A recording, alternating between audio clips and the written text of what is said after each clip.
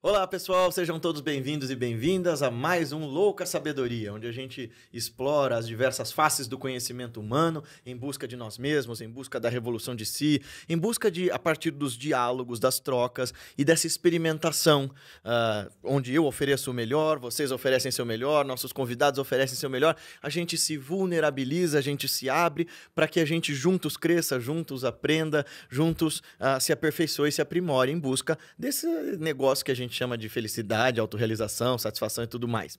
E hoje eu vou receber aqui uma pessoa que não é só alguém que eu já seguia e acompanhava e tudo mais, aí acabou virando um amigo que eu admiro profundamente o trabalho, a produção e o processo de autodisciplina que ele faz para construir a jornada dele. Que fofinho. Igualmente.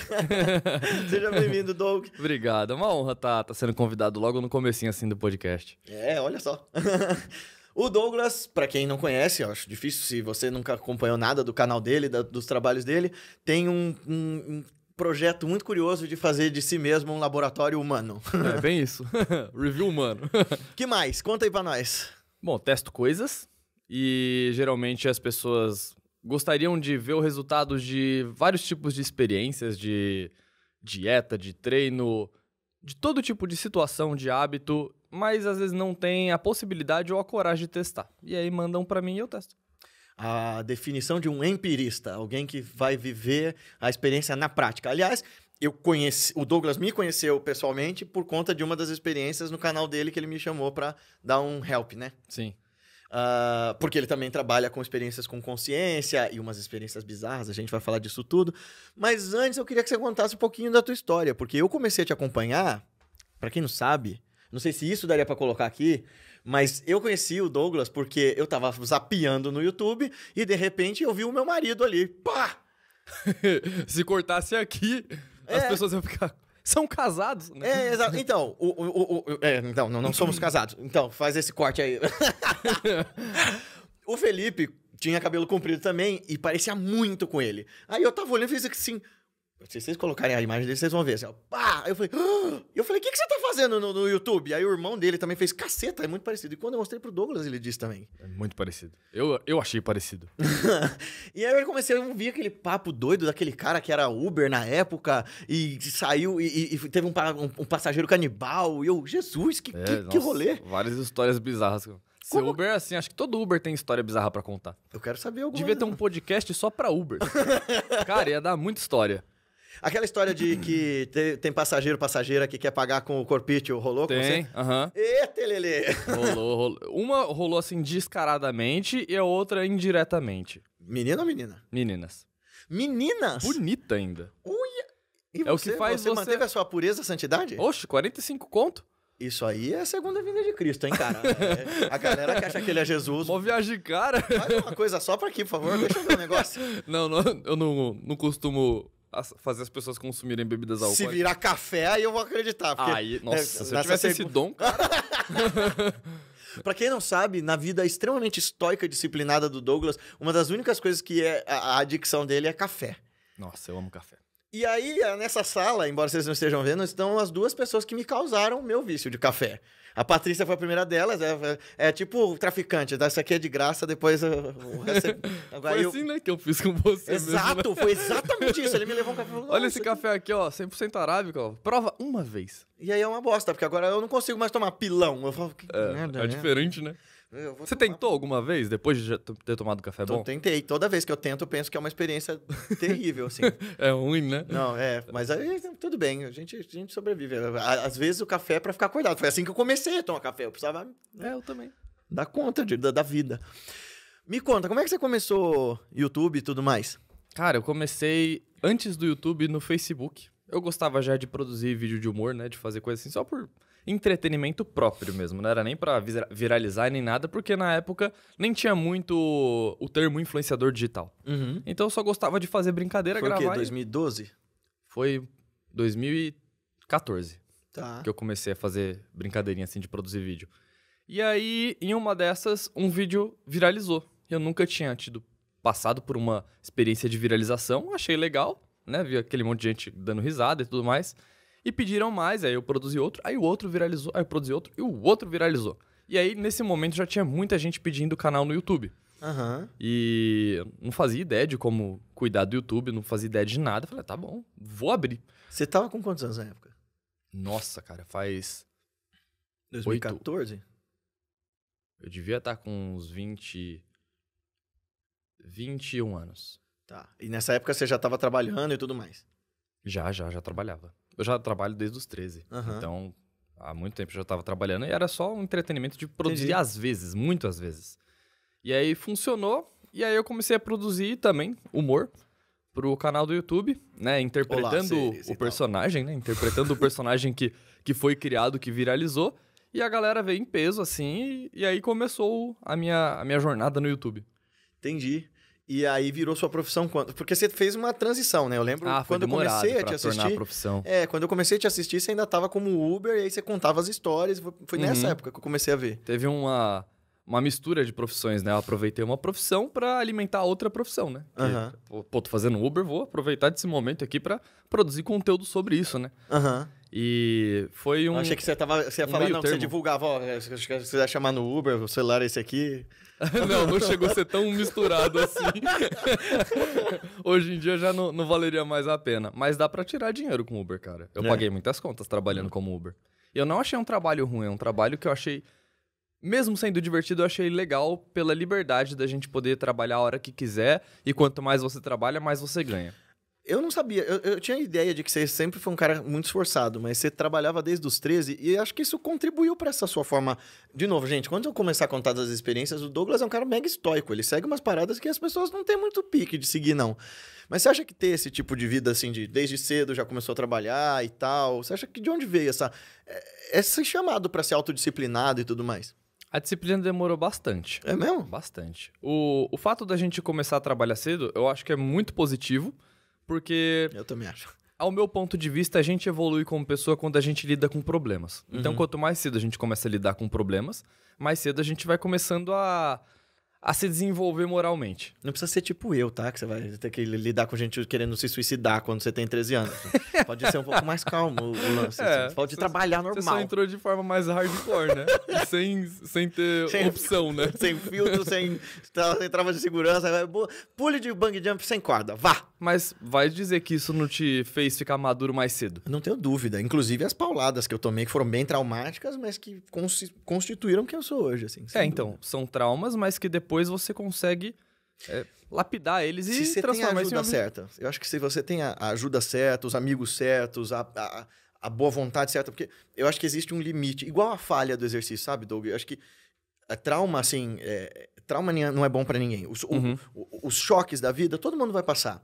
Mas existe um ponto de inflexão da mente em que ela se parte. Tem certos traumas, certas dores que vão esfrangalhar a cognição, a constituição daquela pessoa para sempre. Então, tem gente que passa por certas coisas que são tão absurdas e indizíveis que você vai olhar naquela pessoa, vai ter sempre aquela sombra daquele sofrimento que vai se tornar incapacitante. Eu acho que essa que é a medida. É uma linha tênue. Quanto é que o sofrimento te faz crescer e quanto ele te arrebenta? Tipo musculação. Quanto é que isso vai te levar a crescer o músculo ou quanto vai romper o ligamento e você vai zoar o braço para sempre? É verdade, é uma comparação muito boa. Uma analogia bem real. É por isso que eu fiz filosofia, para jogar essas lorotas. Pra criar analogia com qualquer situação. Mas funciona assim mesmo. E, inclusive, por exemplo, as mulheres amadurecem muito mais cedo porque já começa a ter o probleminha da menstruação. Sabe que o Joseph Campbell vai falar isso, que elas têm um rito de passagem que é natural. E que a gente tinha isso nas sociedades antigas, que todo menino, lá por volta dos 13, 14 anos, ia passar por um rito de passagem. Sei lá, em Esparta ia falar assim, meu nego, vai caçar um lobo, só volta se você tiver com um lobo nas costas. Morrer, morreu. Esse tipo de rito de passagem fazia você entender, não, agora o Douglas menino ficou pra trás, agora eu sou um homem, eu tenho uma responsabilidade e tal. E que a gente não tem isso na nossa sociedade. É verdade, não tem mais, Não né? tem. Inclusive, essa é uma das razões da adolescência ser tão traumática, porque é esse período que você tá vivendo toda essa ebulição hormonal, toda essa confusão do que eu vou fazer da minha vida, E você tá ali, sendo tratado como criança pelos pais, né? A maior parte dos lares você tá sendo tratado como criança, tendo que obedecer regras, mas ouvindo um papo de assim, ano que vem é vestibular, hein? Tem que pensar o que você vai fazer da vida. É um misto, né? Então do que você tem que sentir. Pera assim, como? Amanhã eu tenho que virar homem, mas o que vai acontecer pra isso? Ninguém me mandou caçar um lobo pra eu entender que eu tenho que... Ainda bem. Acho que ia ser pior ainda. Nossa, imagina, naquele momento mais problemático mentalmente pra gente ainda ter que sair pra caçar um lobo. Eu acho que funcionava antigamente, ó, Alexandre o Grande, tá, essa A galera. força, né? Então. Tipo assim, se ele voltasse vivo, funcionou. Vou testar isso quando eu tiver filhos. Não, vai caçar um lobo, né? 14 Eu anos. boto ele já no aguenta. Pelados, Largados e Pelados. Ele falou, fica aí 21 dias. Joga aí. ele na neve, Exato. leva ele pra Índia e fala, ó, vive um mês aí. Se você voltar vivo... Esse foi o meu rito de passagem, cara. Embora eu já tivesse Nossa, uma você foi pra vida... Índia tão cedo? Eu fui com 18. Tinha 17, tinha acabado de fazer 18 e fui pra lá. Claro, eu já tinha tido uma vivência bem louca, já tinha um centro desde os 16 anos, todo aquele rolê maluco. Tinha, né, ido na televisão com 13, mas com 17 para 18 eu fui pra uma viagem internacional, mal falava inglês, nunca tinha saído do Brasil, e fui peregrinar. E foi um negócio que fez entuffe. Direto pra Índia? Foi seu primeiro país? Foi. Caramba. Mas volta, você. Qual era o rumo? O rumo era, você começou a trabalhar com 13 anos. Do que você fez até o YouTube e tal? Antes ou depois, você disse? Antes. Antes eu trabalhei com diversas coisas, mas eu sempre me dediquei mais ao ramo artístico. Desde sempre, eu sempre quis trabalhar em uma empresa de games e eu falei, ok, vou me dedicar pra ficar bom nisso e trabalhar com isso. Então eu fiz curso de ilustração, curso de games, trabalhei com ilustração e trabalhei com games. Que legal. Então conseguiu alcançar tudo o que eu queria com relação à profissão, eu alcancei. Que legal. E uma outra coisa que pouca gente sabe, ele canta bem pra caceta, mano. Assim, ele manda muito bem com música. Aí foi mais um negócio de uma experiência pro canal mesmo, né? Eu não tinha experiência de cantar nem nada. E aí eu tive contato com um amigo meu, Edu, professor de canto muito bom. E aí eu falei, cara, você conseguiria me ensinar, tipo, me ajudar num vídeo aí de 30 dias? Ele falou, cara, em 30 dias não vai ter nenhum tipo de resultado, assim, muito aparente. Eu falei, tá, quanto que teria? Ele falou, pelo menos um ano. Eu falei, então vai ser meu primeiro vídeo de 1 ano. E vamos fazer um ano de treino de canto. A gente fez e, cara, como dá pra melhorar? Então você acha mesmo que sem ter aquele negócio de dom, não você precisa. Você acha que canto é uma habilidade, não um dom? Existem pessoas que têm predisposição pra qualquer tipo de coisa, mas é possível alcançar um nível altíssimo sem ter dom no canto. Em qualquer tipo de arte, eu acho. A gente tem uma pista interessantíssima aqui agora de que esforço, inclusive, pode compensar em qualquer área, será? Pode. Eu acredito muito que a disciplina é muito mais vantajosa do que o dom. Porque se você tem disciplina, você consegue alcançar alto nível em tudo, se você tiver disciplina. O dom vai ser pra aquilo. E pode ser que você relaxe, né? Você comece a se tornar tão convencido. O dom sem disciplina ainda não é tão útil. Uau! Então a disciplina é muito mais vantajosa do que o dom. Você sabe que até na filosofia indiana, o Abhinavagupta, que é um desses super master gurus, ele vai falar assim, se você tiver que escolher entre um mestre que tem altas realizações espirituais, altos samadhis, mas um que seja muito bom, muito versado nas escrituras, que saiba te instruir segundo os textos, fique com o segundo cara. Nossa, sério? Porque ele vai saber te dar mais precisão em como percorrer o caminho do que o cara que tá em êxtase o tempo inteiro. Caramba, faz muito sentido. Né? E, bom, aí você teve o primeiro canal e era a época das histórias malucas do Uber. Tipo a história do canibal. Que rolê foi esse? Nossa, foi horrível, cara. Assim, você depois não achou que você ia virar passou, jantar nessa hora, não? Eu achei muito. Eu só tava aceitando já, né? Sabe quando você fala, tá, o que eu posso fazer agora? Se eu abrir a porta do carro e tentar empurrar o cara, a chance de eu me lascar é maior. Então vamos ver até onde... Ele era maior que você? Ele era. Ele era um cara meio gordo, assim. Mais velho? Porte. Mais velho, bem mais velho. Meu Deus, cara, que piração. Você já tinha ouvido essa história, Paty? O estranho é que ele era muito simpático. Então, ele não é estranho, não. Se ele fosse mais... então. Depois que eu descobri padrões de psicopata, eu falei, meu Deus. Ainda bem que eu não sabia antes. Meu Deus, finalmente eu entendi porque tanta gente falava que eu era gostoso. Sem filtro, né? Cara... Como foi esse rolê? Eu tava no Uber, levando o passageiro tranquilamente. Naquela época... Só pra quem é Uber saber, em que região foi isso? Pra ele ser... Foi em Santo André, indo pra Represa, pro bairro da Represa. Ih, o lugar perfeito pra te desovar, mano. Exatamente. Isso super à noite, eu indo pra Represa. Eu falei, não, eu tô indo pro meu abate. Filezinho. E aí, no começo, eu tava super tranquilo, porque o papo não começou de canibalismo. Oi, tudo bem, quero te comer. Não era assim, ele nem mencionou de querer me comer, ele nem podia me comer. Eis a nenhum dos questão. sentidos. Em nenhum dos sentidos. Apesar que em um dos sentidos tinha mais possibilidade, né? Porque, pô, o cara canibal, como que eu vou saber aqui? É exato, né? O papo mudou da água pro vinho, assim. Tava conversando com ele sobre comida, papo super Já de comeu boa. pessoa? Essa foi a pergunta. Já comeu humano? Eu fiquei tipo... Hã? Como assim? Do que você tá falando? É, biblicamente ou... Na forma literal, não, né? É? Aí ele começou a falar, então...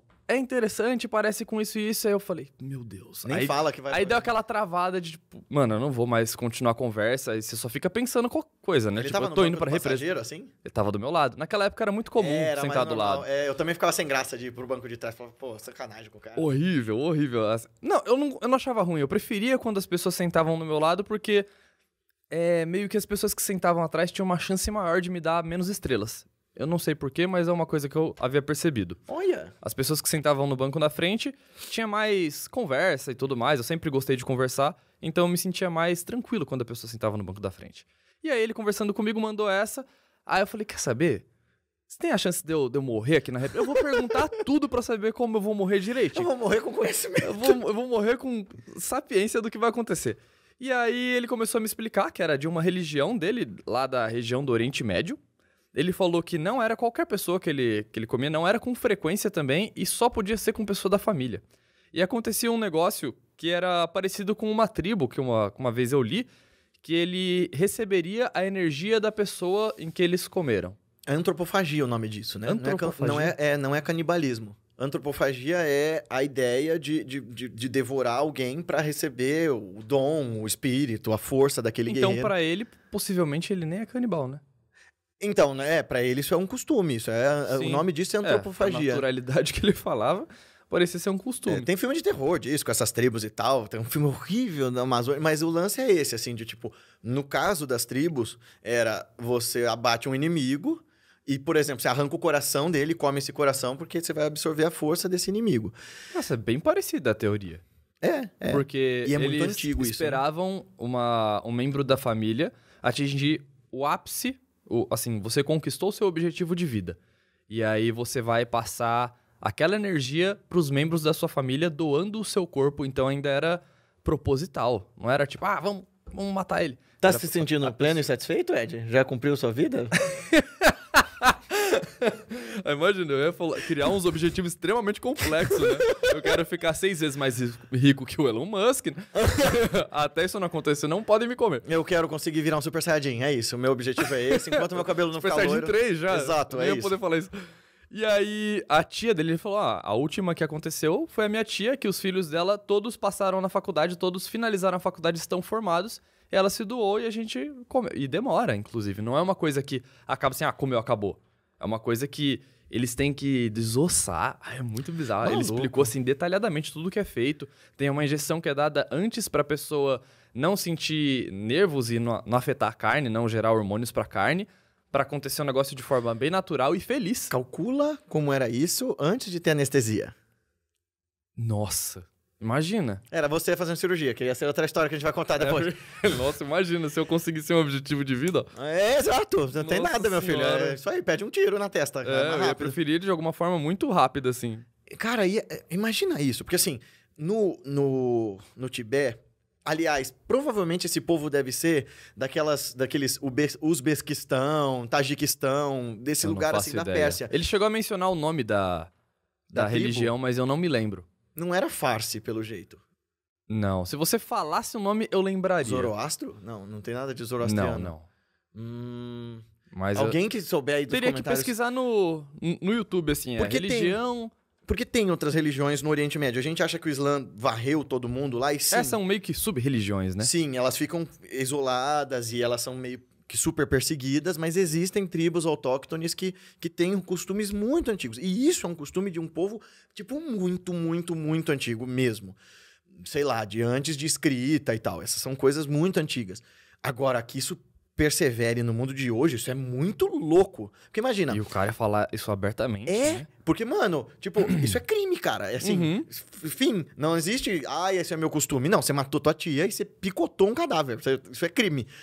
Então, assim, como é que eles justificam isso, cara? E se A minha tia sumiu. então, e se eu como segundo emprego fosse policial?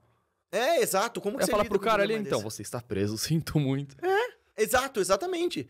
Ou sei lá, tipo, como é que você fala? É ocultação de cadáver e tal. Você vai falar o quê? Minha tia foi fazer uma viagem, volta logo. E como eles conseguem justificar tudo isso? A pessoa some e simplesmente ninguém percebe? É isso. Tudo bem, tem um número de pessoas desaparecidas que é gigantesco, né? Então, Isso é tudo por isso, né? mundo Essa da religião tem a rodo no Brasil.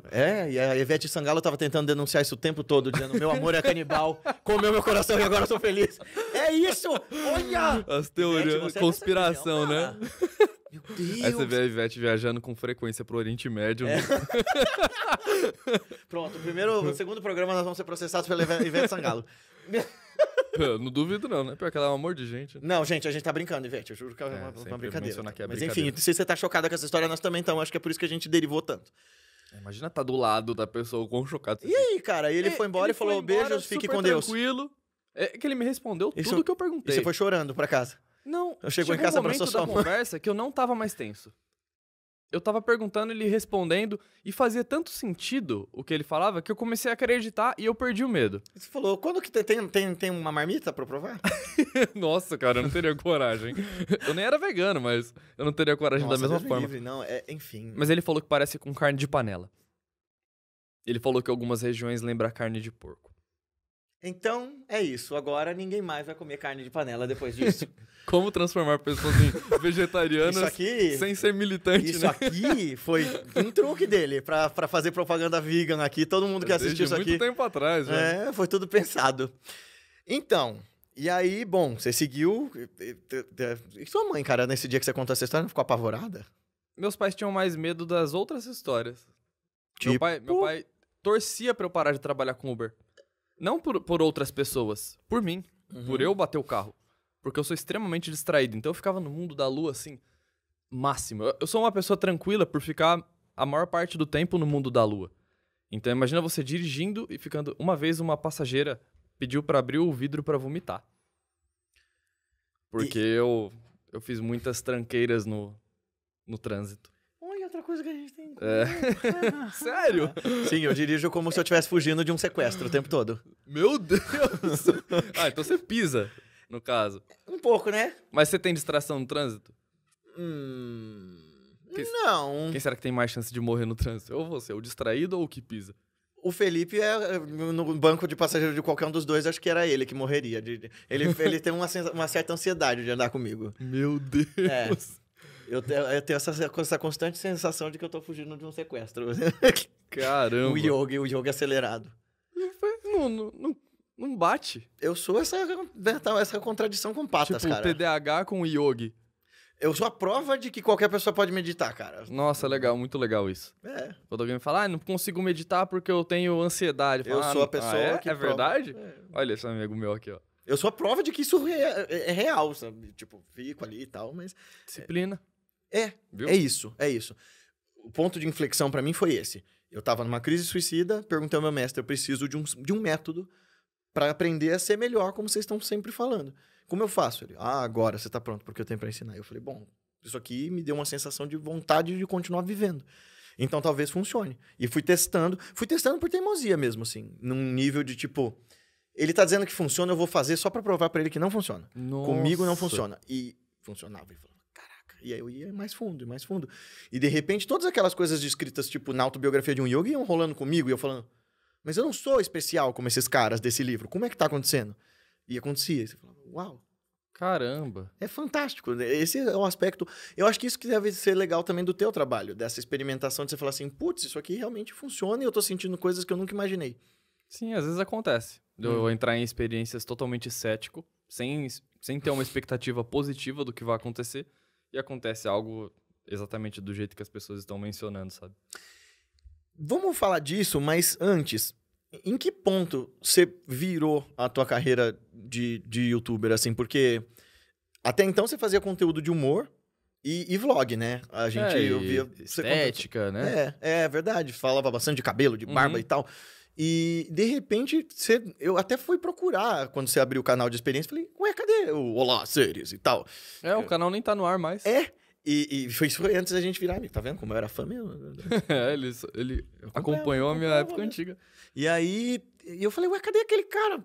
E aí, de repente, eu vi que você tava num outro rolê.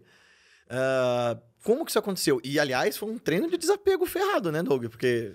Foi, acho que a maior coisa que eu construí sendo deixada de lado. Ele abriu mão de um canal com centenas de milhares de inscritos. Eu tive um canal, tava com 250 mil, e meus propósitos mudaram. Como eu assim? falei, eu queria um canal que modificasse. Eu comecei a assistir vídeos na época de... Ajuda pessoal, como que é o nome? Autoajuda? Não, autoajuda. Autodesenvolvimento? Desenvolvimento pessoal. Uhum. Canais de desenvolvimento pessoal. E, cara, aquilo começou a mudar muito minha vida. Eu falei, cara, eu quero gerar esse tipo de conteúdo pra mudar a vida das pessoas. Que legal. O meu conteúdo não condiz mais com esse. E eu já conhecia um pouquinho do YouTube. Uhum. Então eu sabia que se eu produzisse isso do nada no meu canal, o público não ia se apegar. Eu falei, então tá, eu não vou mais produzir esse conteúdo e vou abrir um canal pra produzir esse conteúdo. E eu já tava com muita ideia. E aí eu comecei e deu muito certo. Quando que foi isso? Faz quase 4 anos.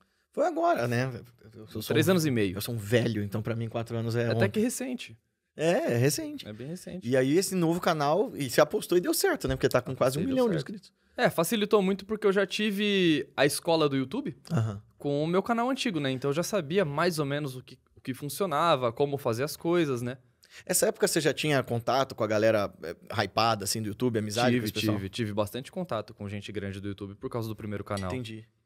É mais fácil ter contato com novos YouTubers com aquele tipo de conteúdo do que com o meu conteúdo atual. Aham. Meu conteúdo atual demorou, assim... Eu precisei ter mais número pra começar a ter mais acesso a outras pessoas. O outro, ele é mais chamativo de influenciador, assim, sabe? A gente gosta dessa coisa mais fácil, né, de gerir, eu acho, assim. Porque tem experiências que você coloca lá que dificilmente a pessoa ia parar pra assistir se não fosse você, né? Sei lá, tipo... Da pessoa já não me conhecer, né? Eu, por exemplo, não ia assistir um vídeo sobre crudivorismo se não fosse você. Eu falei assim, tá, comida É um crua. nome nada atrativo, né? Eu já não acredito nesse tipo de dieta. Não é uma parada que eu faria pra mim. É o lance que o último convidado aqui tava me contando que conhecia uma galera que vivia de luz. Né? Que fazia aquela dieta lá. Né? Então, você pode tentar fazer essa experiência aí, ó. Eu não acredito também. Por mais que tenha um casal nos Estados Unidos que é super famoso por isso, eu não consigo acreditar. Tem um yogi que de fato vivia assim. O nome dele era... Ele era conhecido como Mataji, mas era Prahlad-Jani. Ele morreu há pouco tempo, com 90 e tantos anos. Ele ficou 80 e pouco sem comer. E, assim, 80 e poucos anos? Sem comer. Nada. Mas ele foi testado, assim, em hospital, posto em observação. E ele, inclusive, fazia uma técnica. Ele disse que abriu um buraquinho no palato dele, em que alguma coisa com a energia solar e o prana, que é a energia por detrás da respiração, fazia o que ele chamava de amrita, que era um néctar, e ele comia aquilo. Meu Deus! O fato é, se isso era verdade, a explicação dele ou não, testaram o cara 60 dias em um ambiente controlado e ele não comeu, ele não foi ao banheiro, ele não nada. 60 dias dá pra matar uma pessoa, né? E ele ficava ali, sentadinho, meditando. Só que ele era magro que nem um pau, então... E desde o início desses 60 dias ele já tava magro? Sim. Ele continuava. Isso é impressionante, porque 60 dias dá pra ter um jejum totalmente sem alimentação, apenas com água, de 60 dias e a pessoa sobreviver. O recorde é 400 e tralalá. Mas o cara tinha era um obeso mórbido. O cara já magro... Ele era bem magro. Não, ele era um fakir, né? Um yogi e tal. Mano. E ele vivia assim. Então, esse é o lance. Eu consigo acreditar num cara desse, porque a Índia tem dessas coisas, apesar de ter muito charlatanismo em volta do universo do yoga, porque você vive pra fazer aquilo. Você vive aquelas técnicas, você vai fazer do seu corpo uma experiência de alquimia. Você vai transmutar as coisas para níveis que uma pessoa sem um nível overpower de disciplina não consegue. Mas até aí, dizer que você... eu vou fazer a transição para viver de luz e vou viver uma vida normal depois, eu não sei se funciona. Porque na autobiografia de um yogi, lá no final, esse é um capítulo que ele parou de ler. Esse eu tô lendo os capítulos específicos. Esse é um capítulo legal, que é sobre a Giribala, que é um dos capítulos finais, que é uma senhora, ela era gordinha na foto, assim, o Yogananda ficou observando ela não comeu nada, nem bebeu nada nos dias que ele teve lá. Mas ela dizia que ela tinha um mantra que ela recebeu do mestre dela, e ela nunca mais precisou comer, embora ela cozinhasse para as pessoas. Caramba. Aí eu não sei se aí é crendice, né? Mas... Então, assim, tem essas dietas todas que eu não seguiria. Mas aí eu vi você fazendo a dieta crudívora e, aliás, você é um atleta, né, também. Então, tipo, como é que isso pesava nas duas coisas foi muito interessante de ver. Foi a pior dieta que eu fiz na vida. Sério, E você ficou amigo dele, né? Sim, super amigo. Porque, de certa forma, não foi ele, né? Eu conheci o Coraça após fazer esse vídeo. E ele falou, cara, dava pra fazer isso de forma muito melhor. Vem pra cá que eu faço toda a refeição pra você e te mostro que dá pra viver disso de forma mais fácil. Uhum. Eu fui pra lá, né? Passei os 7 dias de novo crudívoro, já tendo passado a pior experiência do canal. Topei repetir, por causa dele estar fazendo ali o apoio. Continuou Foi pior. realmente mais fácil. Não gostei ainda muito. É uma coisa que você sente falta realmente. Talvez realmente a alimentação comum seja um vício. Porque imagina você não mais comer comida cozida. Cara, mas assim, a gente mudou enquanto espécie quando a gente desenvolveu o jeito de cozinhar alimentos. Ela pode... Qualquer pessoa que estudou um pouquinho de biologia, um pouquinho de química, vai falar assim, o nível de enriquecimento calórico das comidas quando a gente aprendeu a cozinhar mudou. E, portanto, quando a gente começou a nutrir mais o nosso organismo, nossa capacidade cerebral mudou, nossa capacidade de raciocínio mudou também. Eu digo unicamente pelo paladar. Então, porque viver... Inclusive porque comer é bom pra cacete, é um dos prazeres de viver. Aí você vai viver... É a coisa que mais me faz dar vontade de gastar dinheiro. Eu também. Como assim? Você é vegano? Eu gosto mais ainda daqueles, né? Os restaurantes veganos geralmente são mais caros. Mas essa é uma coisa curiosa, hein? Porque você é um cara que gosta de comer, você gostava de comer carne e tal? Eram minhas comidas favoritas. As minhas 5 comidas favoritas eram de carne. Quais? Era ancho, hambúrguer, pizza de picanha e churrasco em si, né? O churrasco, tipo, quando junta família e tudo mais, e lasanha. Cara, como foi? Essa foi uma decisão bastante ética e estoica. De onde veio virar vegano? Eu virei vegetariano primeiro, o que foi difícil, virar vegano não foi difícil. Por quê? Não, por que você virou vegetariano? Pelo meio ambiente, em primeiro lugar. Eu comecei a ver documentários e tinha muita pauta que me pegou, que me fez acreditar. Se eu tiver errado, né? Vai saber. O dia que alguém me provar que eu tô errado, que tudo aquilo tá errado, eu aceito. Mas todo o documentário, toda a parte científica me fez acreditar. Eu falei, caramba, é um propósito muito maior por apenas em troca do meu paladar. Então, não vou ser mais. Aí eu testei 30 dias, vi que dava pra manter e falei, beleza, a partir de então não como mais carne. Isso foi uma experiência que você fez no canal, não? Isso, foi uma experiência. Eu passei 30 dias sendo vegetariano com a expectativa negativa de que eu viraria vegetariano, porque eu era muito fanático em carne. Os documentários me convenceram, tudo me convenceu, eu falei, tá, eu consegui, então por que eu não dou continuidade? Dei continuidade, percebi que tava tudo ok, exame de sangue, tudo perfeito, não senti diferença física alguma, pra bom nem pra ruim. E fui testar vegano depois, 30 dias vegano. Fiquei 30 dias vegano, convenceu também, falei, emendei também. Mas aí, e o veganismo foi por conta dos animais, de ética sim. e tal? Mas, em primeiro lugar, as minhas questões de ser vegano é, em primeiro lugar, o meio ambiente, depois os animais e depois a saúde. Porque eu acredito que dá pra ser saudável mesmo sem ser vegano, sem ser vegetariano. Tem um monte de prova disso. Não preciso eu acreditar. Eu já era saudável. Até porque eu não senti diferença nenhuma. Então, a pequena diferença que a saúde vai modificar em mim, e talvez eu perceba isso só a longo prazo, era o menor dos motivos. Era primariamente o meio ambiente e os animais. Entendi. E, bom, aí nesse processo todo, nossa, caramba, então... Você sente que a sua vida mudou pra caceta depois que você virou uma experiência humana, né? Nossa, muito. Muito. Porque não tem como você fazer esse tipo de coisa sem afetar depois, né? Assim, Já era. É a mesma coisa de eu te dar uma informação e você ignorar aquela informação. A gente recebe informação, assim, muda a sua vida. De primeira é um pouco negativo, porque você tem que se readaptar. E como eu tô sempre fazendo coisa nova, é muita readaptação. Aí meio que eu me acostumei a me readaptar. Isso te cansou em algum momento? Cansa. Às vezes eu faço experiências mais relacionadas a entretenimento, porque eu tô muito sobrecarregado.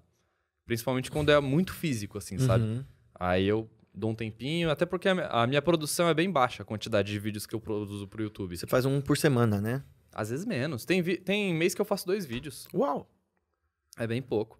Essa é outra coisa que eu já vi os seus seguidores, os fãs do canal, meio que exigindo, assim, por que você não produz mais? Por que você não produz mais? Tenta.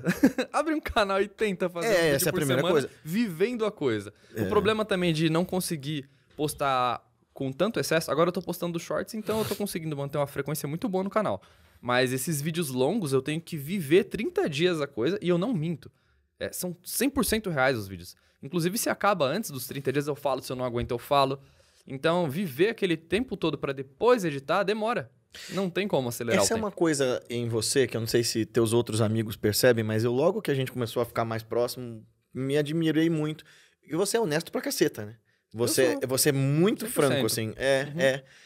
E isso é uma coisa que, numa sociedade como a nossa, dá trabalho de ser. Tem uma história no livro do Swami Rama, que ele conta que um juiz famoso, conheceu o mestre dele era um super mestre desse com superpoderes e tal, e ele falou, eu quero ser discípulo do senhor. Ele fez, tá bom. A única coisa que eu vou te pedir, então, é que nesses próximos 6 meses você não conte nenhuma mentira. E aí o cara falou, sim, senhor. E ele se comprometeu com esse voto e começou a ser absolutamente verdadeiro. Isso fez com que a esposa dele e os filhos deixassem ele, que ele tomasse um monte de revés na vida. Nem fora na vida. Não, a vida dele virou um inferno. E aí ele foi eventualmente preso porque ele contou que ele recebia propina. Nossa! Essa história é real? É história real. E aí ele foi preso e tal. Quando ele saiu da cadeia, ele manteve o voto. E o mestre não deu nenhuma outra iniciação, não deu técnica, não deu nada. Quando ele saiu da cadeia, destruído, sem família e tudo mais, aí ele morreu um parente distante, ele recebeu uma herança, conseguiu se reerguer. E aí o mestre falou, então agora você pode recomeçar. E aí o cara falava assim, porque todo mundo dizia, pô, mas você não se arrepende e tal, porque sua vida virou do avesso, você teria recebido a herança de qualquer maneira. Ele fala, não, eu me libertei de uma vida falsa, que eu vivi e tal. Mas assim, é uma história que é verdadeira, mas ao mesmo tempo serve de cautionary tale, né? De contar a verdade custa caro. As pessoas não estão muito preparadas para isso. E você é muito franco. Eu emprestei a autobiografia de um yogi para ele ler e falei assim, aí, você tá lendo? Não, eu já parei porque travei, me encheu o saco. Não é meu tipo de leitura. Mas isso, ele mandou essa. Eu li até que bastante pela consideração dele me emprestar um livro que é muito importante para ele.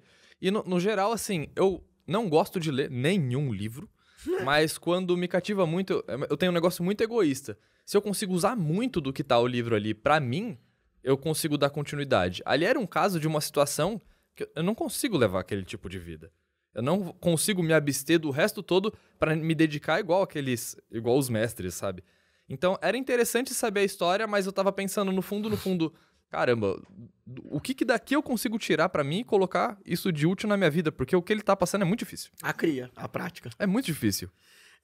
Mas você não ia achar não, viu? Essa prática, a Kriya Yoga, que foi desenvolvida pra gente que vive no mundo, embora... Porque o Yogananda dá a entender, porque ele era um monge, o mestre dele também, que você necessariamente vai abandonar tudo pra fazer só aquilo. Uhum. Mas o guru do guru dele não era um monge, ele era um cara que era contador do governo, e que tinha 6 filhos, e que vivia a vida normal, e que ensinou essa prática pra pessoas como nós. Então, acho que essa é uma das coisas legais bem ali. a sério, né? De volta o ponto da disciplina, que levou bem a sério. O lance é esse. Foi o que me fez fazer a cria. Eu queria me matar. Descobri que fazendo aquilo... Com esse livro? Não. Eu queria me matar antes da cria. Eu não via sentido de viver e tal. De repente, eu descobri uma prática que me nutriu de algo, me deu uma forma de ver a vida e de sentir-me no mundo que era cheia de beleza, de vitalidade, de frescor. Poxa, eu quero fazer mais disso, né? Esse negócio que eles chamam de ter uma experiência direta com Deus, você pode chamar de felicidade. Uhum. Então, foi por isso que eu fiz. Mas eu achei legal a resposta dele, porque um aluno normal, o professor sabe disso, ia falar assim, não, tô lendo, ainda tô... Não, ele falou, não, eu parei. Às vezes é muito ruim esse nível de sinceridade, porque a história algumas pessoas não sabem lidar com sinceridade, sabe? Mas é lógico, a gente criou uma sociedade baseada em falsidade. Uhum. E acho que também por isso é muito difícil você viver isso na internet como seu trabalho, porque a maior parte das pessoas vivem vidas artificiais. Por que era fácil chegar nos YouTubers quando você tinha um vlog? Porque você mostrava da sua vida aquilo que você queria mostrar. Todo mundo via um recorte do Douglas idealizado, né? E que E que projetavam ali, E você que é um cara... atrai, né? Eu vou postar só o que atrai. Né? Isso, você é um cara bonito. E aí você é um cara que tem um estilo de vida saudável e que tem umas histórias super interessantes. O meu amor é canibal e tudo mais. Então as pessoas vão querer se apegar naquilo. Nossa, eu quero ficar perto desse cara bonito que vive uma vida É perfeita. muito mais midiático, né? É claro. A internet é feita um pouco disso, né? Desse mundo de sonhos e loucura. E você você criar um novo trabalho baseado numa experiência honesta, não te dá um cagaço às vezes, cara? Do tipo assim, será que se eu fizer essa experiência... Alguns assuntos eu nem menciono. Porque se eu for mencionar, vai ser 100% verídico. Eu cheguei a começar um vídeo de lendo a Bíblia em 30 dias e dando minha opinião. Então eu dividi quantas páginas tinha para eu ler a Bíblia inteira em 30 dias e eu lia e ia falando a minha opinião. Em 4 dias eu falei, não tem como eu postar esse vídeo. Vai acabar, vou receber... Eu pensei, eu posso até receber um strike. Não é que eu tô nem falando isso, aqui. você poderia receber... Um tiro. Cara. Coisas bem piores, entendeu? Aqui no Brasil ainda não. Eu comecei do Velho Testamento e tem uns negócios extremamente pesados no Velho Testamento. Cara. Eu não fazia ideia. E aí eu li aquilo e fiquei, cara... Você nunca tinha lido? Eu li quando eu era Não. espírita e eu ficava tipo, mano, isso aqui não pode ser de Deus, não. Pô, era um Velho Deus Testamento vingativo, cara. é do Assim, mal, Velho ruim, era um Testamento. Deus mau. Uhum. Né? Você lê os Salmos e assim, é o Davi falando assim, Senhor, toca o puteiro em quem eu não gosto. Aí você fala... Nossa, e tem... Eu não sei, é bom não mencionar as palavras aqui, mas tem práticas extremamente erradas, sim, né? Tipo, escravidão e biriri bobó, né? a escravidão é uma que pode mencionar o nome, né? Mas sim. Tem coisas pesadíssimas. Tem. E aí eu falei, é melhor não mencionar de forma tão sincera igual eu tô E fazendo você no chegou vídeo, aí eu até o parei. final? Não. Eu diria pra você tentar fazer uma outra experiência. Eu vou converter você, não vou fazer isso não. Mas A ler ler a o Bíblia? Novo Testamento. Então, É eu já outro li rolê. trechos do Novo Testamento. É outro rolê. E é muito mais interessante, é até mais, assim, segura mais a leitura. É aconchegante. Eu vou te falar assim, quando você mais velho, assim, mais novo, eu era uma criança esquisita, tá? Então, como eu era espírita, e todo mundo falava Jesus, eu falei, deixa eu ver o que esse cara falou mesmo. E eu comecei a ler aquilo e eu virei criancinha pregadora, porque eu achava fascinante. Caramba!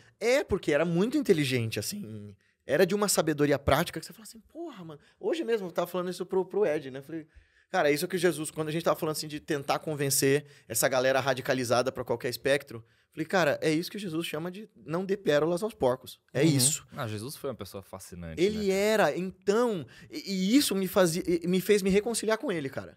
Ler a Bíblia e fazer o caminho de Santiago fez eu ficar de boa com Jesus, embora o fã-clube dele me dá uma preguiça fenomenal. O fã-clube, a fanbase, né? Cara, puta, a fanbase de Jesus é difícil, mas ele era incrível. Exatamente por esse motivo não é um vídeo interessante de ser Não, postado, é né? perigoso. Nada relacionado à religião e política eu falo no canal. São coisas que não tem ponto positivo pra mim. Porque sempre vai ter os dois lados da moeda. O nosso país é muito dividido e muito... Radicalizado, né? Exatamente.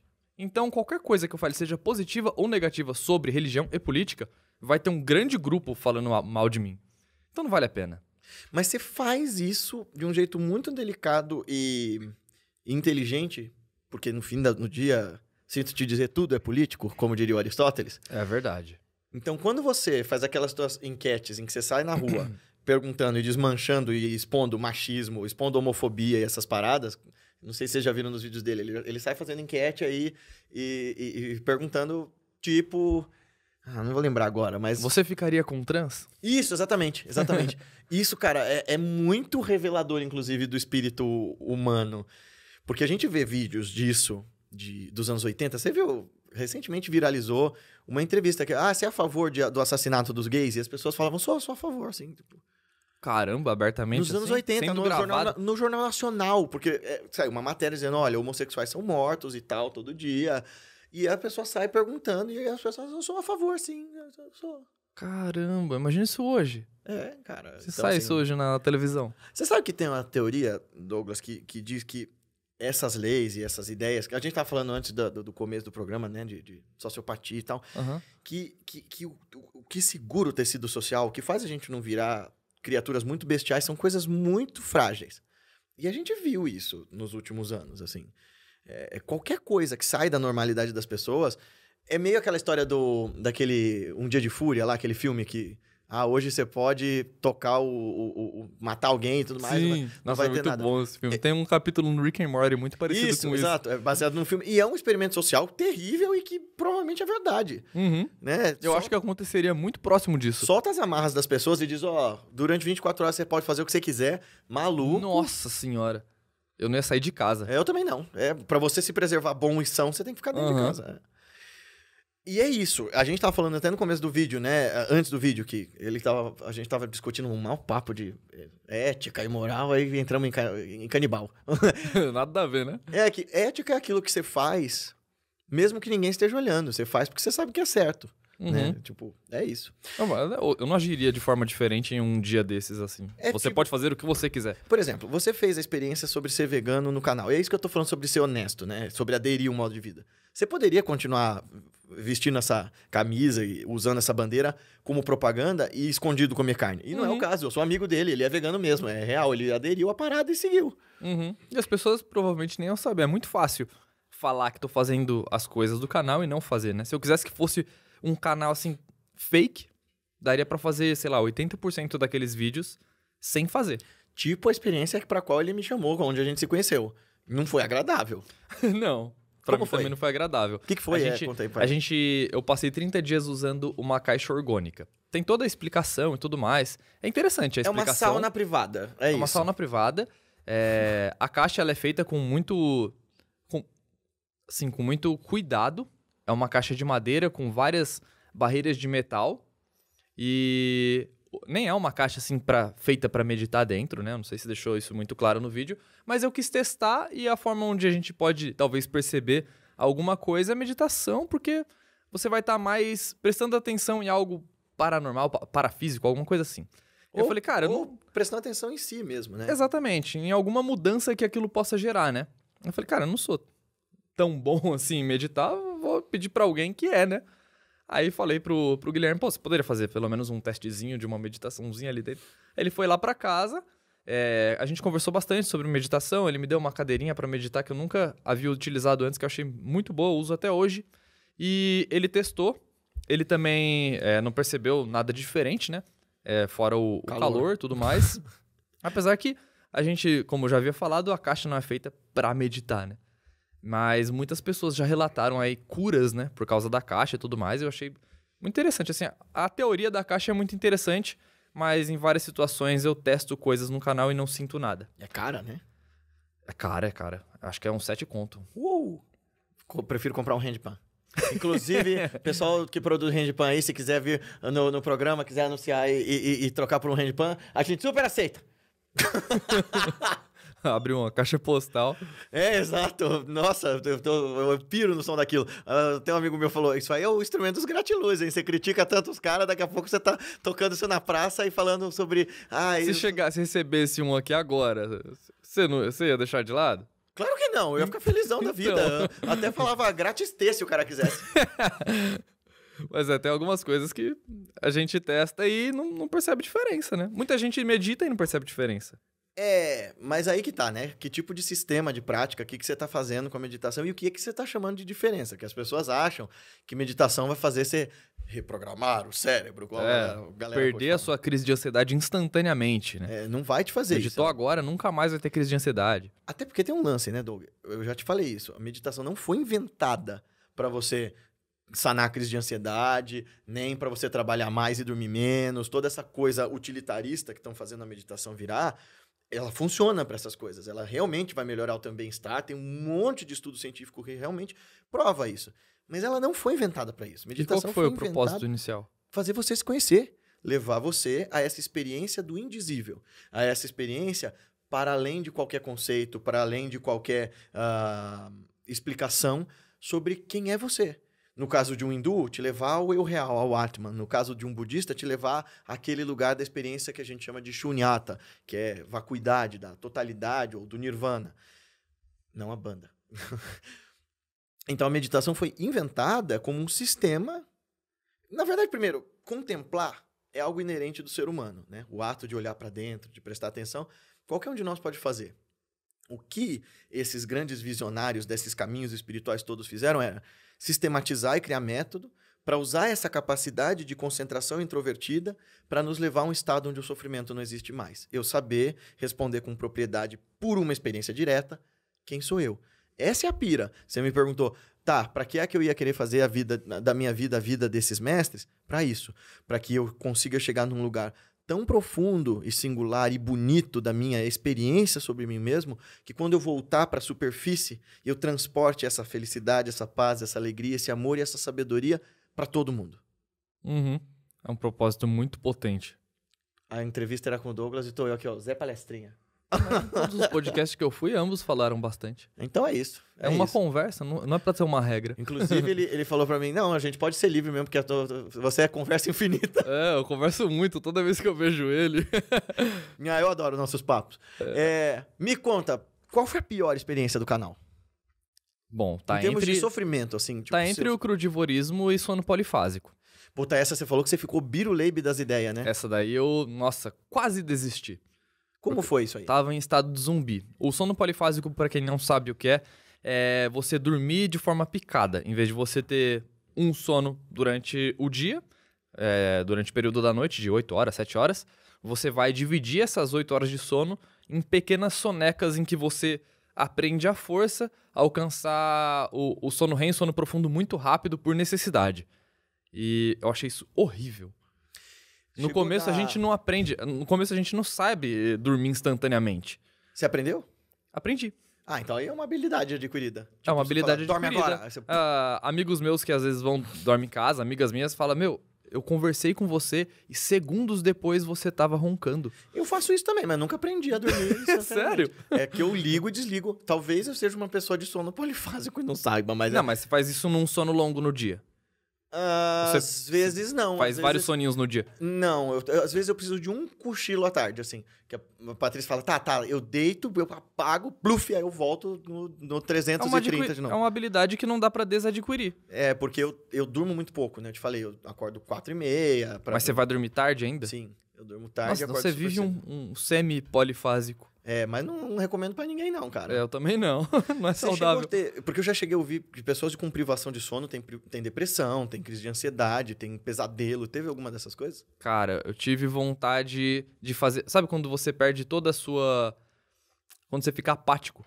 Zero sentimentos. Nem sentimento bom, nem sentimento ruim. É o princípio de depressão. É horrível. Eu senti isso lá pelo fim da experiência. Esse esvaziamento sintomaticamente falando, é o que a gente chamaria de começo de depressão. Olha que eu comecei a ficar depressivo por causa disso. É isso que eu falo, né? Assim como a sociedade, o que segura o tecido social é um troço muito frágil, a gente dá um valor tão grande para essa história de livre-arbítrio, escolha, mas o que segura a gente sendo o Douglas e o Guilherme são coisas muito frágeis. Tipo, você tem uma penca de neurônio, uma quantidade muito razoável de neurônios, sabe onde? No intestino. Portanto, como é que você dependendo da forma como estiver a tua evacuação, como tiver tua bosta, vai estar teu humor, tua memória, teu sentimento, tua capacidade de responder ao mundo. Isso com vários outros detalhes físicos, né? Olha que coisa crucial, assim, meu cocô interfere minha emoção, então assim... cara, é louco assim, a gente é frágil, a gente é essa bosta aí, né? É isso mesmo, o tempo que eu durmo interfere, o tanto de tempo que eu passo sem comer interfere, tudo interfere. E você sabe que esse é um entendimento que as medicinas tradicionais desses antigos povos, a Índia, a China, sempre souberam. Isso que a gente fala agora e discute, sei lá, a partir, né, da experimentação com dieta vegetariana, vegana, os mestres falam desde sempre, aquilo que você come vai interferir na forma como você age no mundo. Por exemplo, na Índia Antiga se comia carne, mesmo os hindus. Mas eles falavam, isso aqui é comida para guerreiro. Porque você comer carne, mesma história lá da família canibal. Eu comer carne é um troço rajásico, é um negócio que te dá uma puta energia e que ela tende a virar uma energia violenta se você não souber fazer o que fazer com ela. Nossa. Doido, então, né? Tem um porquê dessas tem teorias. Todo o Ayurveda é baseado nisso, né? O Ayurveda, meus amigos que são terapeutas ayurvédicos ficam putos, mas eu falo que o Ayurveda basicamente é uma teoria de nutrição espiritual. Assim, ele vai te ensinar. Claro, ele tem 1000 outras coisas, tratamentos para doenças e tal, mas na base os tratamentos começam com dieta. E são umas dietas doidas, assim, tipo, você tá com a doença tal. Eu tenho lá no Instituto, eu te mostro. O Charaka Samhita, que é o texto em sânscrito disso, fala assim: para doença tal, coma fazão com mel e mais não sei o quê. Nossa. Pra doença tal, coma cacto de não sei o quê. Você fala, eita, porra, como assim? Caramba, é uma coisa que eu penso em fazer ainda, 30 dias de dieta Ayurveda. Não faça, faz panchakarma, querido. Vai. Ah, vamos ver, né? Se der pra fazer de forma vegana. Claro que dá. O problema não é ser vegano. Não, qual o problema? O problema... Bom, não dá pra ser vegano porque tem o ghee, que é a manteiga clarificada. Mas tem ghee vegana. Então, o problema do panchakarma é o seguinte. É que é o trauma da sua dignidade. Porque o panchakarma são as limpezas, né, que você faz, né? Karma são ações, então são as 5 limpezas. Então você faz vômito, evacuação, sangria... Meu Deus! Bast, né, que é enema, e os chás lá, os negócios. Então, assim, como foi o panchakarma? É um teste para sua dignidade. Você começa a fazer uma dieta onde você não come nada cru, ao contrário do crudivorismo, você come tudo cozido, quase papinha, assim. E aí, você vai na semana tomando o ghee medicado, que eles falam, que é o ghee com ervas amargas. Imagina, você tomar no começo da semana um copinho assim, no fim da semana você tá tomando um copo desse tamanho, de manteiga derretida. Maluco, você vê Nossa Senhora, assim. Você termina de tomar e fala assim, só me leva, por Você favor. passou por isso? Sim. Nossa, Passei, parece isso, bem desagradável. Maluco, eu não consigo... Eu adorava ghee com torrada e tal, eu não consigo sentir o cheiro. É um negócio que ficou repulsivo, porque você toma, ainda ele fala assim, agora toma água de gengibre pra você não vomitar, porque o corpo fala assim, por favor, tira isso de mim agora, assim. O corpo fala, reverte os motores, cara, rápido. Caramba. Então você tá comendo aquela papinha indigna e você vai tomando manteiga, porque ele vai falar que aquilo vai carrear. Mas qualquer dieta Ayurveda vai ter isso? Não. Isso é um tratamento específico. Ah, entendi. De purificação e de... Você sentiu e de real humilhação. a purificação? Não. Após Então, isso? falando como experiência, eu emagreci muito. Você passou quanto tempo durante? São 21 dias. Nossa, é bastante. Dá pra você fazer. Fazer em 30, né? Dá pra você fazer. Porque você faz ali o protocolo... Porque geralmente, e isso é uma coisa que o pessoal que é médico ayurvédico fala, esse tipo de experiência você tem que fazer num hospital ayurvédico, que é um ashram. Eu fiz em casa, vivendo minha vida do dia a dia. Então não é muito legal, mas existe esse protocolo. Aí você vai comendo papinha, você vai tomando a manteiga. No final da semana, você vai ter que fazer sauna pra tirar essa gordura que tá toda no corpo. E você vai tomar um negócio, óleo de rícino. E aí você vai... Senhora! Tem alguma parte agradável nisso? Não, porque depois vem a pior. Que todo mundo paga e diz que adora, que são os enemas, que são os bastes. Aí você vai tomar... Você toma manteiga por cima, agora você vai tomar manteiga por baixo. Ah, sério? Sério, e eu penso... Então um dia é manteiga e segura aí, não pode evacuar. No outro dia é um chá, que aí segura um pouco e evacua, porque é 1 litro de chá. Meu Deus. Então é a chuca dos deuses. Caramba! A chuca purificadora. Caramba. E depois você pinga óleo nas narinas e óleo nos ouvidos e um colírio. Então você vai... Todos os seus buracos vão receber óleo. Você vira... Então aí você faz massagem. Então você faz massagem, recebe óleo, você vira praticamente uma massa folhada. Você vira um croissant. Você vira um coração humano. Nossa. Essa é uma experiência... Não pareceu tão agradável essa experiência. Que eu quero. Será que ia ser pior que o crudivorismo? Acho que não. Porque, assim, o lance difícil é o lance dos enemas, né? Mas é só no fim, né? Essa parte dos enemas.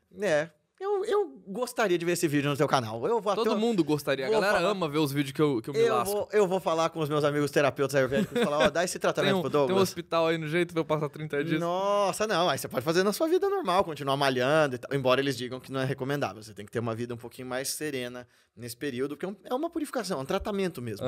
E no teu caso, eu nem sei se isso seria útil, porque você já tem um modo de vida super saudável, né? Então... Mas é isso. Não, mas pro crudivorismo também é. Eu já sou vegano, já sou saudável. E ainda assim, as pessoas que viram meu vídeo, que meu nariz sangrava muito, não sei porquê. E me deu uma espécie de cólica renal. No crudivorismo? Sim, na experiência. Caraca, cara, foi zoado então pra você. Foi bem zoado. Foi uma das top dores que eu senti na vida foi essa cólica renal. E aí eu traumatizei com salada ainda. Nossa, foi horrível. E eles falaram que isso era parte da limpeza. Então tá, né? Eu falei, queria ter continuado sujo. Por falar em limpeza... Por falar em limpeza e coisa que vomita e tudo mais... uma vez eu te perguntei sobre a ayahuasca, aí você me contou sobre uma característica física sua que é muito peculiar e terrível até, né? Eu tenho um probleminha na barreira hematoencefálica. Olha que nome mágico. Isso significa que... Isso significa que o meu filtro pro sistema nervoso é muito fino. Então, é extremamente difícil de alguma coisa passar. Eu não fico bêbado, eu não sinto efeito de drogas. Raros remédios fazem efeito em mim e, às vezes, a anestesia também não funciona. Então, gente, assim, ele me contou isso, eu falei, não, isso é descrição de um filme de terror. É horrível, é horrível. Como foi cara. a história? Você descobriu isso numa cirurgia. Eu descobri isso porque, assim, o top 1 dor da minha vida foi uma cirurgia de unha encravada. E doeu, assim, cara, doeu. E foi dos dois pés, então após acabar a dor de um, doeu no outro. Só que a parte pior foi a aplicação da anestesia, porque tinha que mexer a agulha lá dentro, sabe? Então aquilo tava dando, eu falei, caramba, tinha que ter uma anestesia pra anestesia. O que tá acontecendo? E os caras não sacaram que você não tava sendo anestesiado? Tipo, você teve que ser amarrado? Minha perna tremeu muito. Então, você foi amarrado em algum momento? Não, moças seguraram minhas pernas pra parar de tremer. Depois disso, eu tive problema também pra tirar um dente, que a anestesia não tava... Tomei várias vezes a anestesia e eu ainda tava sentindo dor, como se fosse quebrar o osso do meu crânio, assim, sabe? E eu falava, eu preciso de mais uma. Ele falava, eu apliquei o que podia ser aplicado. A partir daqui eu não posso te aplicar outra. E você não teve como estudar se existe algum anestésico que você pode tomar que seja Já tomei eficiente? várias outras anestesias que funcionaram. Ainda bem, né? Porque eu pensei, imagina, se você tivesse, sei lá, meio fazer que uma cirurgia aleatório. uma cirurgia, sei lá, de apendicite, você sente o cara mexendo na sua barriga ali. Pensou? Então, eu sou bem receoso com relação a ter que fazer grandes cirurgias assim, porque... Teve um amigo meu que falou que teorizou que o Douglas é todo saudável e disciplinado assim, porque ele deve morrer de medo de ser operado. Eu tenho realmente muito medo de ser operado. Muito medo. Com anestesias, não sei porquê, mas com anestesias menores, por exemplo, eu já fiz gengivoplastia, funcionou normal. Várias anestesias já funcionaram normal, né? Então, não sei, já recebi pontos no queixo. Desvio de septo, então eu nem pensava pra você fazer. Não tem desvio, então tá tudo bem. Mas coisas assim, Eu tava contando pra ele que eu fiz a cirurgia e aí a anestesia local. Então, no final, eu acordei e eu vi num creque-creque ali, mas não senti Nossa, é horrível nada. essa sensação, né? De mexendo no osso. É. E aí, com a ayahuasca, eu falei, vai que, né? Muitas pessoas me falaram, não, é extremamente poderoso, não tem como você não sentir. Aí eu falei, não, beleza, fui num local, eu cheguei a produzir um vídeo no canal, mas a galera não gostou muito da forma que eu abordei, porque eu pus um pouco de humor e uma coisa que eles consideram sagrado. Então, realmente, eu dei uma mancada, assim, mas eu não pensei que fossem achar tão ruim. Eu falei, então vou tirar do ar, porque me trataram super bem, né? O pessoal do lugar ficou chateado? Ficou chateado. Eles falaram, você tratou com muito humor, uma coisa que pra gente é sagrada e tudo mais, né? Em boa parte dos vídeos eu trato E é o lugar que assuntos sua com mãe humor. vai, né? Minha mãe foi em vários outros, ela foi só uma vez nesse. Minha mãe participou dessa primeira experiência comigo e continuou. Pra ela foi muito bom, assim, foi um divisor de águas da vida dela. A minha experiência com isso eu levei a Patrícia. Pergunta pra ela se ela quer ir de novo alguma vez na vida. Não gostou, não? Mas é tão gostosinho o sabor, não é? O quê? Tô zoando. Foi a pior parte, né? Porque isso eu senti. Nossa, mano. Mas as doses, eu tomei 2, né? 2 copinhos americanos. E foi igual tomar água, né? Passou um momento, eu via todo mundo sentir. E eu ficava, meu Deus, eu não tô sentindo nada. A gente tem que levar ele pra tomar aquela que eles falam que é a mel lá, que é a gradação Overpower Master. Minha mãe mencionou dessa mel, mas a minha mãe teve o mesmo resultado com um copinho americano. Então, dessa mel é um pouquinho, né? Mas você não tem... Aí você toma um copo americano dessa daí e vê o que acontece. Da mel? Nossa, se for aquele mesmo sabor, só que mais denso. É concentrado, imagina. É quase... Nossa. Aquilo é um xarope. Cara, é muito ruim. Pra quem nunca tomou ayahuasca, é muito ruim. Com todo respeito a quem é da religião, é horrível, é horrível. É muito ruim. Sabe que um amigo meu falou que tem gosto de rapadura. Eu falei, você tá completamente louco, Nossa, cara. rapadura é docinho. Nada a ver. É porque eles põem açúcar mascavo. Então tem algo que lembra, que estraga a rapadura pra sempre, né? Mas Eu não senti nada. o Felipe detestou próximo, tanto. não. O Felipe detestou tanto que a gente comeu uma pizza que tinha alho negro. E ele fez assim, isso aqui tem gosto da chibaúba, Deus me livre. Nossa. Foi, eu não achei que tem nada a ver, mas ele traumatizou. Nossa, mas é muito fácil pra traumatizar o sabor daquilo. E aí café funciona, né? Café funciona, porque aí, o por isso café, é o ele café ludibria gourmet. a barreira hematoencefálica. Alguns remédios funcionam também como antibióticos, porque eles agem nas bactérias, eles não agem no sistema nervoso. Mas remédio pra dor, por exemplo, nenhum funciona. Se eu tenho dor de cabeça, eu faço respiração e cura. Mas o remédio não muda em nada. Você acha que isso te ajudou a perseguir um modo de vida mais saudável? Com certeza. Nossa, fortemente. Porque se você tem um problema que não tem solução, você tem a outra opção, que é ser saudável, né? Hoje em dia eu já não faço esforço nenhum pra ser saudável, né? Virou um hábito e eu me sinto melhor. Se eu tenho vontade de comer, não vai ser mais um hambúrguer ou uma pizza. Eu vou ter vontade de comer um prato de comida específico. Algo saudável. Eu tenho vontade de comer, ponto. Seja qualquer coisa. Isso é verdade. Eu tenho vontade de comer também. Eu sou muito fã de comer. É. Mas eu gosto bastante de comida saudável.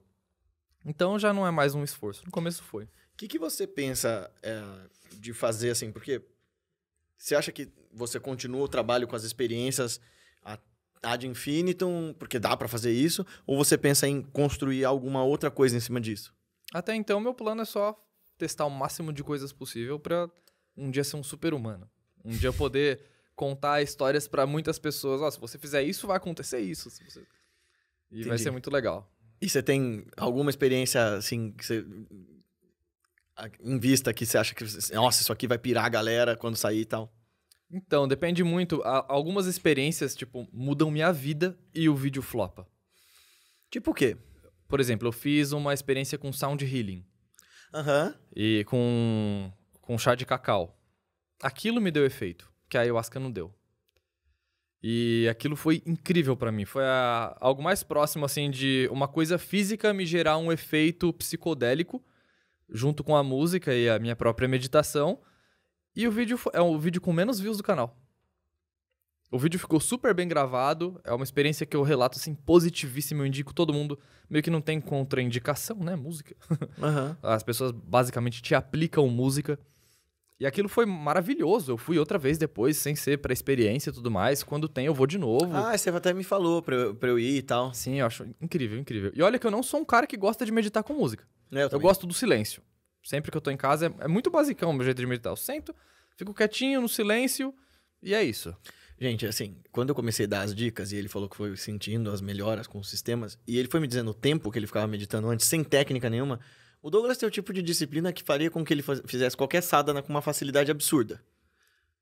Ele é exagerado. Não, ele faria assim. E as coisas que ele descreve das práticas são coisas assim que você fala... Você tem certeza que você nunca fez nenhuma prática iniciática? Não. Não, você seria a pessoa que me deu as práticas iniciáticas. Pois é. Então, fica aí a experiência. Mas funciona, né? Um ano em Criaiô. Nossa, imagina. Porque você tem mesmo. Porque o que é o grande divisor de águas dentro desses sistemas, que eu acho até engraçado quando as pessoas de fora da meditação falam, isso não funciona. Certo, você testou? Não é pra mim. Então, não tem como você dizer. Porque, eu sou o cara TDAH que testou e funcionou. Então, você precisa de duas coisas. Segundo o grande texto do yoga, você precisa de abhyasa e vairagya. Abhyasa é disciplina e vairagya é entrega, é comprometimento, é desapego. Então, se você fizer... E ele diz isso muito claramente. Ele fala assim, olha, se você fizer com disciplina perfeita e entrega perfeita, você chega no samadhi. Que é o que o Caio, né, nosso amigo, tem a pira total de ter. Então, assim, eu falei, isso aqui é a grande experiência da consciência, não é uma coisa trivial, mas depende de dedicação. Então, e aí ele define disciplina assim, que abhyasa é aquilo que você faz por um longo tempo, sem interrupções e com grande devoção, com carinho. É o que você faz no seu trabalho. Eu cheguei no samadhi do meu trabalho. Mas quando você chega a essa experiência de excelência e de hiperfoco, em que você fala, isso aqui tem significado e parece que o mundo para naquela experiência, isso é um tipo específico de samadhi, de samapati, uma absorção naquela tarefa. Então, sério? Se tem algo... Sim, se você chegou a essa experiência indizível de amor por aquilo que você está fazendo, isso é uma forma da consciência imitar o samadhi, por assim dizer. Caramba! Não é? Então, acho que foi a forma mais próxima de eu me enxergar alcançando o samadhi, porque é até um negócio meio abstrato, Essa do sound healing, você tá falando? Não, do trabalho. Sim. Porque é o que eu mais amo fazer. Se alguém me falar assim, se você tirar umas férias agora, o que você vai fazer? Eu falo, vou produzir conteúdo. Eu tô vivendo as minhas férias, eu tô vivendo o máximo de felicidade que eu consigo viver. Essa é outra coisa que eu ouvi você dizer quando o pessoal exigia mais vídeos e tal, e você falou que você optou em um momento da sua vida, eu quero ter qualidade de vida, eu não quero ter... Né? Eu vou produzir até um ponto que eu sinta feliz com isso, e não uma obrigação de produzir, porque eu já trabalhei com o que foi o meu sonho durante um tempo, que foi ser ilustrador, e quando aquilo se tornou uma obrigação, eu desisti. Eu falei, não quero mais. Hoje em dia, eu tô produzindo agora um vídeo sobre RPG de mesa, cheio de ilustração, e eu estou comprando as ilustrações. Ah, aquelas que Estou você me pagando mandou não um foi você que fez? Não, estou pagando um ilustrador. E que eu você gosto. faz ilustração ainda? Você desenha ou você criou ojeriza isso? Tipo, Cara, eu traumatizei, eu não quero. Eu não quero. Se Que eu tiver, horror, eu prefiro cara. comprar. Não. Zero contato hoje com a arte de ilustrar. nossa, e é uma coisa que você fazia por paixão, né? Sim, até antes de trabalhar. Até um período trabalhando ainda era por paixão. E que você chegou a trabalhar, assim, que cansou? Foi tipo a vida do Divasca, a galera querendo coisa de graça e te exigindo a alma? É que quando você trabalha com ilustração, muito raramente, só a pessoa quando consegue um nome, ela consegue jogar o que ela tem dentro pra arte. Eu tinha que sempre ler um texto e representar aquilo na arte. Ou fazer um processo de produção, onde eu trabalhei era... A maior parte dos locais, os estúdios que eu trabalhei, era realmente um processo de produção. Um faz o traço do lápis, o outro faz o traço do nanquim e o outro pinta digitalmente da maneira mais rápida possível, porque você recebia por página. Então, aquilo vira um processo de produção onde você tá usando pouco da sua alma, sabe? Uhum. Você consegue usar um pouquinho... Tem gente que ainda consegue abster e colocar ali a sua identidade em um processo de produção, mas eu já não gostava. Foi cada vez ficando mais chato. Entendi. E então você se encontrou agora sendo o laboratório de Dexter com... Você sabe Sem que a isso... pressão. Essa é a definição do que é ser um yogi, aliás, né? Você fazer a experiência da consciência em si mesmo. O yogi é o cara que é o cientista, o laboratório e a experiência tudo no mesmo lugar, assim. Nossa, Eu tô é um falando, jeito diferente de ser yogi. o dia que você descobrir uma sadhana que você se encante, ou um mestre, um professor, você fala assim, me mostra o caminho, você faz assim... O que você acha que causaria em mim? Vamos supor, você falasse assim, Guilherme, me direcione durante 1 ano, eu vou dedicar a minha vida a isso. Se você tivesse realmente esse chamado Onde eu de conseguiria tipo... chegar? A parada é... Primeiro, eu não sei se daria pra quantificar isso em... 1 ano, onde é que eu chego? É, meio Porque- abstrato, né? Porque é muito de pessoa pra pessoa. Uhum. Mas o chamado pra fazer isso é... Eu quero me conhecer. Eu quero saber quem é o cara por detrás das experiências, por detrás dessa voz, por detrás dessas ideias. Quem é o cara por detrás do personagem que eu criei, que eu convencionei de chamar de Douglas? Quem é essa consciência de onde emana a percepção das coisas? Então, e o que os mestres dizem? Você chega num lugar de onde emana a luz que torna toda essa experiência possível e, portanto, esse lugar dessa conscienciosidade sem escolha é um lugar de pura e simples felicidade, de ananda, de bem-aventurança. A minha modesta experiência diz que a coisa mais fascinante disso tudo é que você se esvazia para poder se preencher de novo daquilo que você escolhe preencher. Então, de certa forma, você chega num lugar muito vasto e muito amplo e quando você volta para cá, é como se você voltasse a sonhar e depois você acorda. Sei. Mas agora vocês têm domínio sobre como que esse sonho não é você. Então, é meio que a sua experiência em sonho lúcido. Imagina transpô-la para a vida Pra vida para vida palpável. prática. Então, no fim do dia, iluminação é ausência de sofrimento. É uma identificação tão clara com quem você é que não há mais traço de sofrimento, de afetação, de dor, de medo da morte. Há um lugar da consciência onde você está absolutamente em paz. Nossa, é um resultado muito grande pra ser conquistado em pouco tempo. Sim, né? Tem gente que vai dizer que leva algumas vidas para isso. Uhum. O Buda mesmo, que abandonou família, abandonou os luxos do palácio e tal, e ficou 7 anos praticando, disse: isso aqui é o produto de um monte de existências que me trouxeram aqui. Aí eu me tornei o Tathagata e tal. Mas... Então, um monte de existências. Mas aí a Kriya Yoga vai dizer, dá pra você acelerar esse rolê bem rápido se você fizer esse tipo de procedimento. É um atalho? O que os mestres da Kriya vão descrever faz parecer que a gente tá falando de um bypassing mesmo, da evolução, assim. Porque, de alguma maneira, todos nós estamos indo para esse lugar dessa consciência vasta e pura, mas que esses sistemas de hackear o corpo dessa maneira é transformar você numa experiência alquímica que te leve mecanicamente para aquele lugar.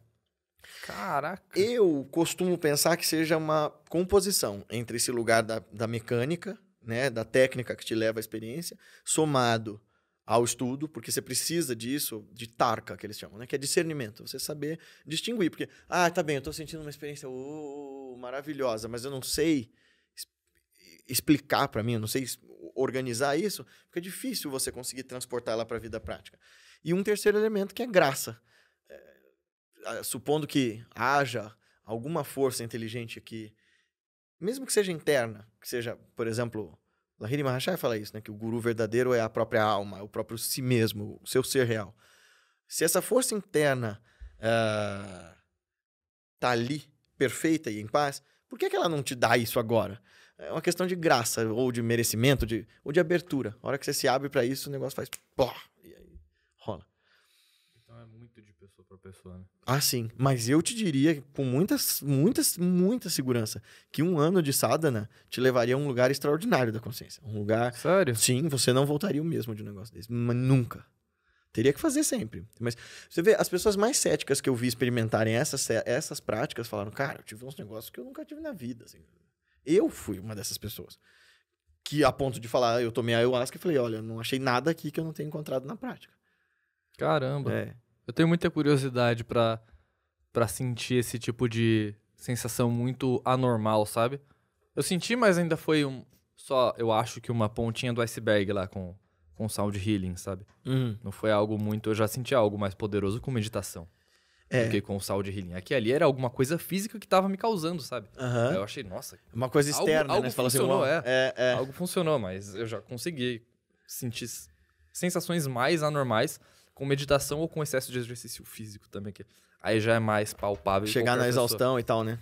Você passar da exaustão e aí meio que seu corpo dá uma bomba de endorfina e você fica no high por causa da endorfina. Você já teve isso? Eu nunca tive isso, né? Com exercício nenhum. Bem bizarro. É bem bizarro. É uma experiência muito, muito fora do corpo. Engraçado, eu subi no montanha e tal, cheguei ao nível da exaustão, mas eu só continuava, eu não parava, eu seguia fazendo e tal, mas nunca não cheguei... sentiu isso? Não. Caramba! Eu não sei se é porque eu já tava sentindo, porque eu sou eufórico e ponto. Não, eu digo, é algo muito, muito incomum mesmo. É de alucinar, assim. Nossa, É é de por isso que tem uma alucinar galera e que você fica viciada. sentir... eu acho que sim. Inclusive, quem é corredor de maratona provavelmente já sentiu. Eu No meu lembro do vídeo que eu falei Brian, sobre isso- do Family Guy, que ele começa a correr e tem essa parada aí. Sério? Tem um episódio que ele começa a correr por causa de uma menina, e aí ele começa a correr, e aí muda as cores, ele começa a sentir uma loucura total. Nossa, eu nunca vi isso. Ele fica Eu todo queria ver magrelo. pra ver se é parecido com... Vou com te o que eu mostrar. senti. Que legal, cara. Tem um nome, né, pra isso, até. Chama Runner's High. Geralmente é com um corredor. Vamos começar a fazer corrida agora pra experimentar Nossa, isso. cara, é muito louco. Você sente coisa que não dá pra explicar porque não tem algo pra você comparar. É tipo eu falar pra você, É o Samadhi. veja uma cor que você nunca viu. Tenta pensar numa cor que você nunca viu. Não tem como explicar. E aí você sente sensações físicas e táteis que você nunca sentiu e você não consegue explicar. Tipo, sentir sentir a textura das coisas que estão próximas sem ter que olhar pra ela. Você tá sentindo, você não tá olhando. Então, vamos supor, se passa um carro do meu lado, eu sei como que é a textura do pneu dele sem ter que olhar. Eu tô sentindo a textura dele. Mas aí ele passa pra um raio mais longe e isso vai ficando mais imperceptível. Como você vai explicar isso? Pra alguém, a pessoa vai loucura, ficar, né? nossa, sentir texturas, né? É muito esquisito. Tô falando que ele podia fazer práticas yógicas ferradonas e descrever tudo isso. O próximo yogi a escrever um shastra pode ser o Douglas. Ô, louco. Cara, quais são os próximos planos? Bom, terminar o meu vídeo de RPG de mesa. Fazer alguma experiência que eu não estou disposto a fazer, tipo dança ou cozinhar. Ou Ou tomar ayahuasca de novo? Não penso em tomar ayahuasca de novo. Eu penso em testar cambô. Já ouviu falar? O veneno do sapo. Isso. Porque eu acho que é mais físico e o médico mesmo me falou que quando é intravenoso ou sanguíneo, a chance de funcionar é maior. Por exemplo, se eu tentasse heroína, ele falou que a chance era muito alta. É melhor não Mas tentar. não vou tentar. Vai que dá ruim, né? Mas o cambô eu estaria disposto. Ou algumas outras medicinas indígenas. Tentei com rapé também não foi. Não deu em nada, mas eu acho legal testar essas coisas muito fora do meu meio. Que legal. Você pensa em escrever sobre isso? Eu penso em fazer um livro. Mas eu acho que eu vivi ainda muito pouco. Tipo, 4 anos de experiência pra fazer um livro eu acho muito pouco. Até porque eu não testo as coisas durante anos, são só 30 dias, né? Aí quando eu tiver mais conteúdo pra fazer um livro que possa gerar mais diferença na vida das pessoas, aí eu faço. Meditação mesmo, que você faz todo dia mesmo, que não seja com o mesmo método, daqui uns 5 anos seria legal você descrever o que você tá percebendo. Com meditação, acho que já dava pra eu fazer um livro só do que foi a minha caminhada e do que me ajudou até hoje, sabe? Se fosse, assim, um livro específico sobre isso. Ia ser um livro grosso, mas é um livro da minha vivência. Algum dia a gente, na próxima Inclusive, vez... o seu livro, ele foi muito mais legal de ler do que o que você me emprestou lá do... Qual? O Coração da Índia? O outro, o sobre Despertar. meditação? Então, o Despertar. Porque ele eu consigo usar ele de forma palpável pra minha vida. O outro é mais eu vendo a história do yogi. É diferente. O seu é mais útil pra mim do que ver a história do yogi. Obrigado. É o Revolução de Si Desperte já é um manual de meditação. Mas é muito bom. Obrigado. Para quem não conhece, ele é um manual de meditação que tem filosofia, prática, história, como fazer, postura, tá tudo lá. Para quem nunca teve contato com meditação ou para quem já é um pouco avançado também. As coisas que a vida faz, né? Eu acompanhava o cara há 10 anos atrás e agora olha, nossa, né? A gente se conhece há pouquíssimo tempo, né? Já tem uma super sintonia, né? Sim, já conversamos sobre tanta coisa. Já me forneceu café, já me deixou viciado. Já fiz o tráfico, né? Cara, brigadão por ter vindo. Obrigado, Guilherme. E venha mais vezes.